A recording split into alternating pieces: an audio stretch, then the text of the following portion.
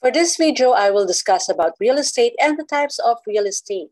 This video is well suited for newbies, real estate practitioners, and students taking up real estate management, and just about anyone who would like to know about this topic.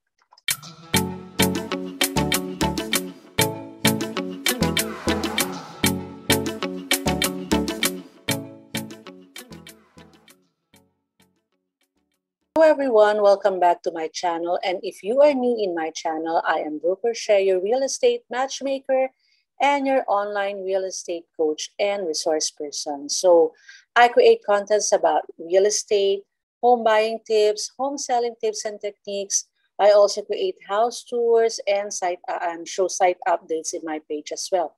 So if interesado ka sa mga topics na yan, you are in the right channel. So gaya nga po ng nasabi ko kanina sa ating opening, I will be discussing about real estate and the types of real estate. And ano nga ba ang real estate? What is real estate? Anong meaning nito?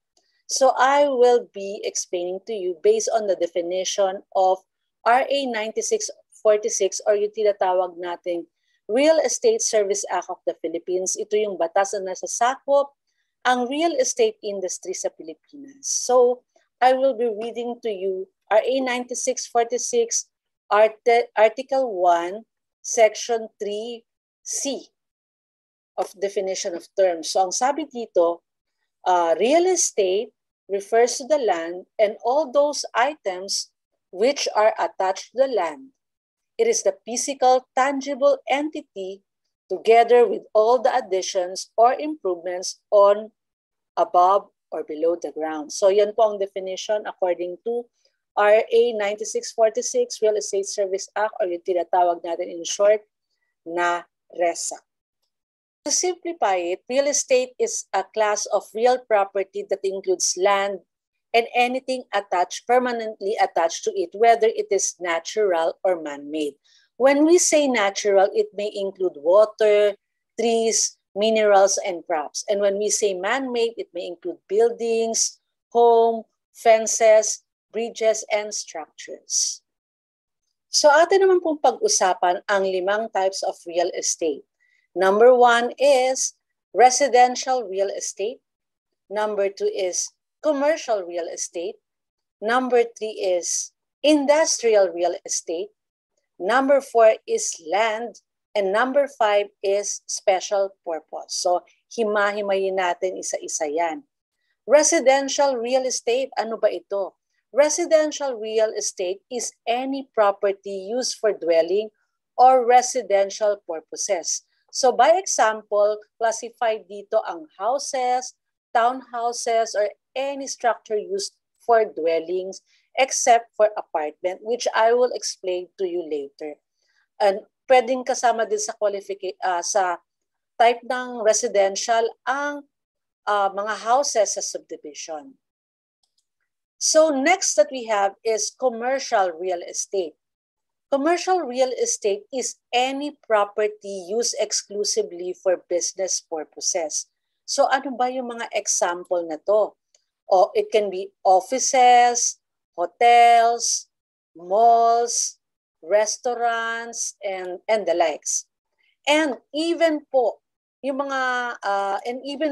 apartment, although ang purpose nito, it is used for dwelling, but because they are owned to produce income, apartments are classified as commercial. So kahit po for dwelling purposes or para tirhan ang apartment, they are classified as commercial just because it generates income. So yon, natapos na natin ang residential real estate, commercial real estate. Now we go to the third type of real estate, which is industrial real estate. So para saan ba ang mga industrial real estate? Usually ito yung mga nakikita sa mga industrial park, which is meant for manufacturing, production, distribution, storage, and research and development. So ang example po nito can be factories, power plants, warehouses, distribution centers, self-storage, and facilities. And the fourth types of real estate is land.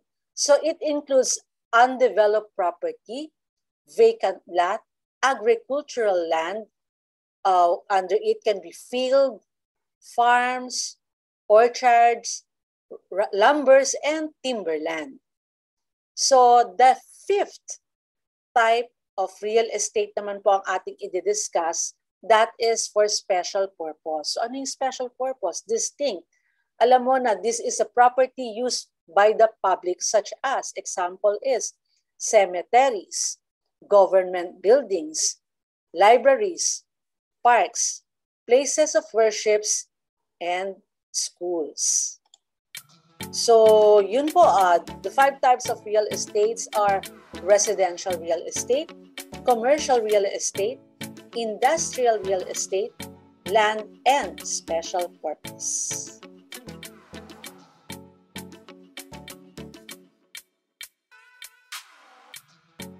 So there you go. I hope na may natutunan po kayo sa vlog natin na ito. And if you have any topics in mind na gusto nyong gawan natin ng video, just comment down below and I will try my very best na gawa ng content ito.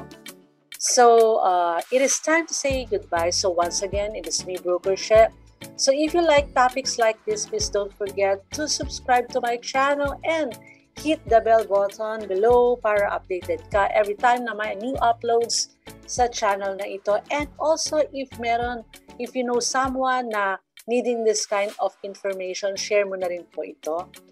And always remember to never stop learning because life never stops teaching. And God bless you all. Stay safe, stay healthy, and see you in our next vlog. Bye!